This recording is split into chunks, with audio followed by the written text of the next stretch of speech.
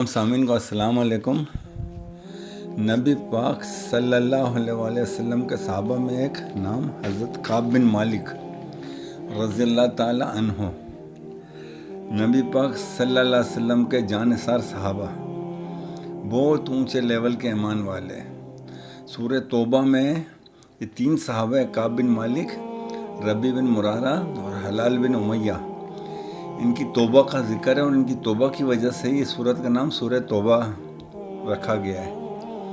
تو اللہ تعالیٰ نے ان میں سورت میں ان کی غلطیاں بھی بتائی ہے، پھر ان کے توبہ کا بھی بتایا، پھر اللہ تعالیٰ نے ان کے معافی کا اعلان بھی کیا ہے۔ تو بہت اونچا مقام ہے ان کا، حضرت کعب بن مالک رضی اللہ تعالیٰ عنہ۔ سامعین، آپ سے درخواست ہے کہ میرے چینل کو سبسکرائب کریں تاکہ میری حوصلہ افزائی ہو سکے۔ جزاک اللہ۔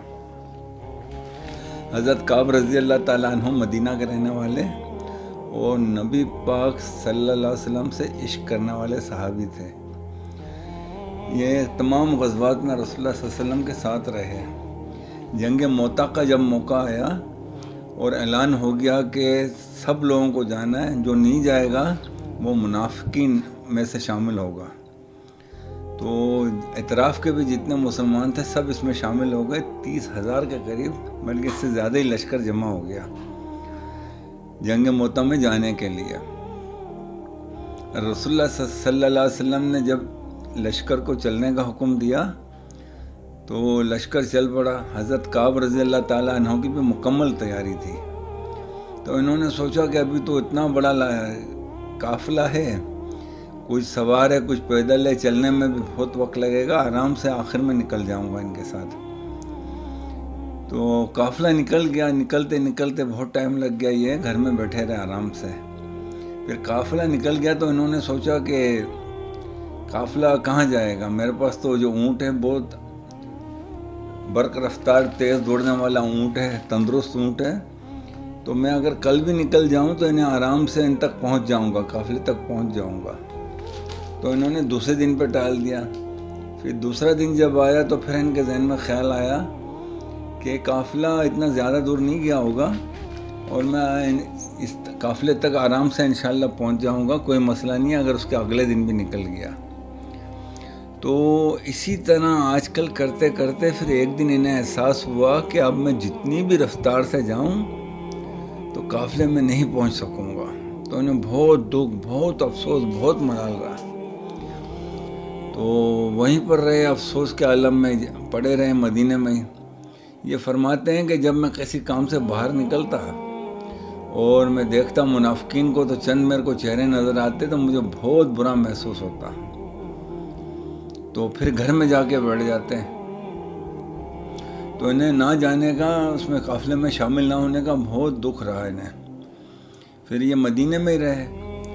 تو رسول اللہ صلی اللہ علیہ وسلم 40 دن کے بعد واپس تشریف لے آئے جنگ موتا سے۔ آپ صلی اللہ علیہ وسلم جب جنگ موتا میں پہنچے تو ہرقل جو ہے کرسچن بادشاہ جو تھا، حالانکہ اس کی بہت بڑی فوج تھی، تقریباً 1.5-2 لاکھ کے قریب، مگر وہ یہ اچھی طرح جانتا تھا کہ آپ صلی اللہ علیہ وسلم اللہ کے رسول ہے اور رسول سے جنگ جیتی نہیں جا سکتی، تو وہ بہانہ کر کر کے وہاں سے اپنی فوج کو لے کے بھاگ گیا۔ رسول اللہ صلی اللہ علیہ وسلم نے وہاں پہ 20 دن اسٹے کیا، قیام کیا، اور قبائل سے کچھ معاہدہ بھی کیا۔ آپ صلی اللہ علیہ وسلم نے جنگی معاہدے بھی فرمائے وہاں پہ بہت سارے قبائل سے۔ پھر اس کے بعد آپ 20 دن کے بعد واپس تشریف لے آئے، تو 10 دن جانے کے، 10 آنے کے، 20 وہاں ٹھہرنے کے، اس طرح 40 دن ہو گئے۔ آپ صلی اللہ علیہ وسلم کی ایک مبارک عادت تھی، جب بھی آپ کسی قافلے سے، جہاز سے واپس آتے تو سب سے پہلے آپ مسجد میں جاتے، وہاں نماز ادا کرتے۔ تو آپ صلی اللہ علیہ وسلم جب مسجد میں گئے نماز ادا کرنے کے لیے، تو جو منافقین رہ گئے تھے وہ آتے رہے، مختلف بہانے کرتے رہے کہ یا رسول اللہ صلی اللہ علیہ وسلم یہ جھوٹ کہتے رہے، یہ وجہ تھی، وہ وجہ تھی۔ اور آپ صلی اللہ علیہ وسلم کی مبارک عادت تھی کہ آپ کسی کو ڈانٹتے ڈپٹتے نہیں اور ان کے لیے دعا فرما دیتے۔ تو وہ آتے منافقین کہتے یا رسول اللہ صلی اللہ علیہ وسلم ہمارے لیے دعا فرما دیں، اللہ معاف کرے، ہم تو آنے والے تھے، بس یہ مجبوری وہ مجبوری ہو گئی۔ تو حضرت کعب رضی اللہ تعالیٰ عنہ جب آئے تو ان کا تو ایمان تھا کہ آپ سچے رسول ہیں، تو انہوں نے سوچا اگر میں جھوٹ کہوں گا تو اللہ تعالیٰ وحی کے ذریعے بتا دے گا اپنے رسول کو یہ جھوٹ بول رہے ہیں، تو اس لیے انہوں نے جھوٹ نہیں کہا، انہوں نے سچ آ کے کہہ دیا کہ یا رسول اللہ صلی اللہ علیہ وسلم۔ جیسے ہی اندر آئے تو آپ صلی اللہ علیہ وسلم انہیں دیکھ کے مسکرانے لگ گئے، تو حضرت کعب آ کے بیٹھ گئے، تو حضرت رسول اللہ صلی اللہ علیہ وسلم نے پوچھا کہ کعب تم کیوں نہیں شامل ہوئے قافلے میں؟ تو حضرت کعب رضی اللہ تعالیٰ عنہ نے فرمایا یا رسول اللہ صلی اللہ علیہ وسلم اگر میں جھوٹ آپ سے کہوں گا تو اللہ آپ کو وحی کے ذریعے سچ بتا دے گا، اس لیے جھوٹ میں نہیں کہوں گا۔ سچ تو یہ ہے کہ جب آپ جا رہے تھے تو مجھے کسی قسم کی تنگی نہیں تھی، نہ ہی پیسے کی نہ سوار کی، ہر چیز میرے پاس وافر مقدار میں موجود تھی، بس آج کل کے چکر میں رک گیا کہ آج نکل جاؤں گا کل نکل جاؤں گا، اور اسی بس غفلت کی وجہ سے میں رہ گیا۔ رسول اللہ صلی اللہ علیہ وسلم نے یہ سنا تو اور ربی بن مرارہ اور حلال بن امیہ یہ دو صحابی بھی تھے، تو آپ صلی اللہ علیہ وسلم نے ان تینوں سے کہا کہ اللہ کی وحی کا انتظار کرو۔ اب دیکھیں ایمان والوں کی کس طرح سے آزمائش ہوتی ہے۔ جو منافقین آئے تھے تو ان کے لیے اللہ تعالیٰ کے رسول صلی اللہ علیہ وسلم نے دعا کی اور وہ چلے گئے، اور وہ دل ہی دل میں خوش ہو رہے تھے کہ ہم گئے بھی نہیں اور ہمارے لیے جان بھی چھوٹ گئی ہماری آسانی سے۔ اور حضرت کعب جو تھے وہ جانتے تھے کہ رسول اللہ جو سچے ہیں وہی کے ذریعے اللہ بتا دے گا کہ ہم جھوٹ بول رہے ہیں، تو سچوں کی آزمائش بھی ہوتی ہے۔ تو انہیں فرمایا گیا کہ اللہ کی وحی کا انتظار کرو، تو یہ چلے گئے گھر میں تینوں۔ پھر اس کے بعد رسول اللہ صلی اللہ علیہ وسلم نے فرما دیا کہ حضرت کعب بن مالک، ربی بن مرارہ، حلال بن امیہ سے پورے مدینے والے کسی قسم کا لین دین نہ کریں، ہر قسم کا ان سے سوشل بائیکٹ کر دیا جائے، نہ ان سے کوئی بات کرے اور نہ ہی ان سے کوئی کسی قسم کا لینا دینا کرے۔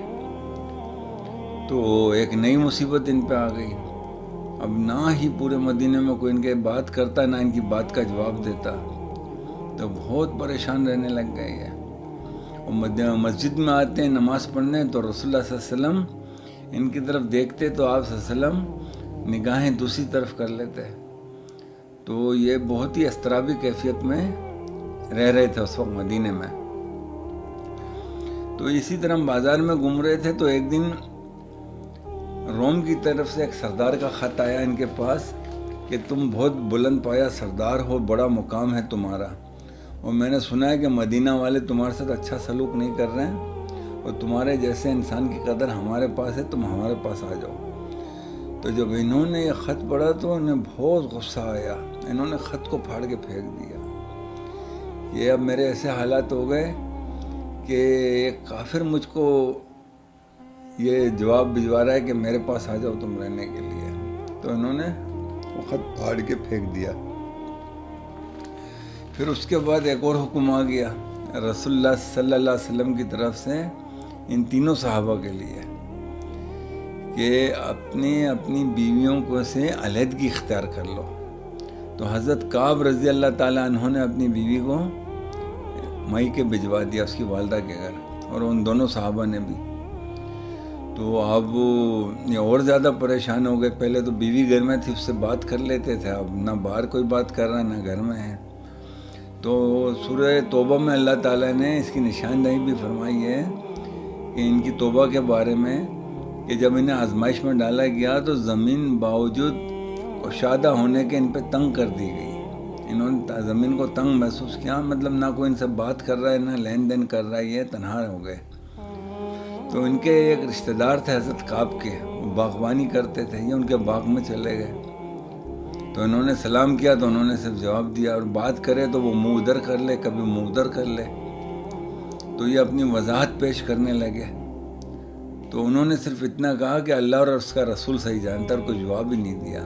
تو یہ حیران ہو گئے کہ میرا اتنا قریبی رشتہ دار ہے، یہ بھی مجھ سے بات نہیں کر رہے۔ پھر یہ واپس آ گئے اور تنہائی میں بیٹھ کے گھر میں بہت پریشان ہوئے، رونے لگ گئے، استغفار کرنے لگ گئے، حضرت ربی بن مرارہ بھی اور حضرت حلال بن امیہ بھی۔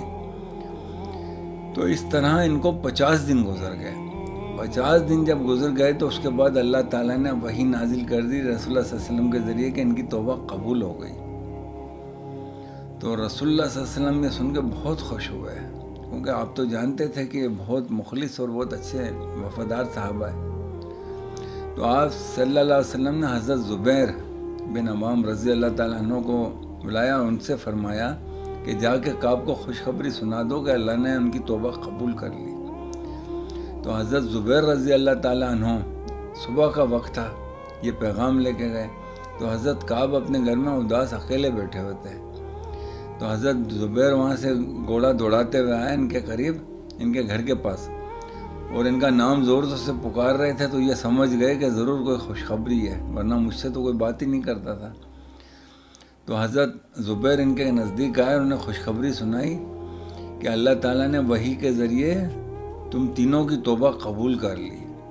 تو حضرت کعب اس وقت اتنے خوش ہوئے کہ اس وقت ان کے پاس اور کچھ تحفہ دینے کے لیے نہیں تھا، تو انہوں نے جو کرتا پہنا تھا وہ اتار کے حضرت زبیر کو تحفے میں دے دیا۔ اس وقت کا رواج تھا یہ کہ کسی کو تحفہ دینا ہوتا تو اپنی پگڑی یا اپنی کرتا دے دیتے، تو سمجھو کہ ایسا اس نے اپنی عزت دے دی، اپنی عزت اتار کے اس کے حوالے کر دی، یہ تصور کیا جاتا تھا۔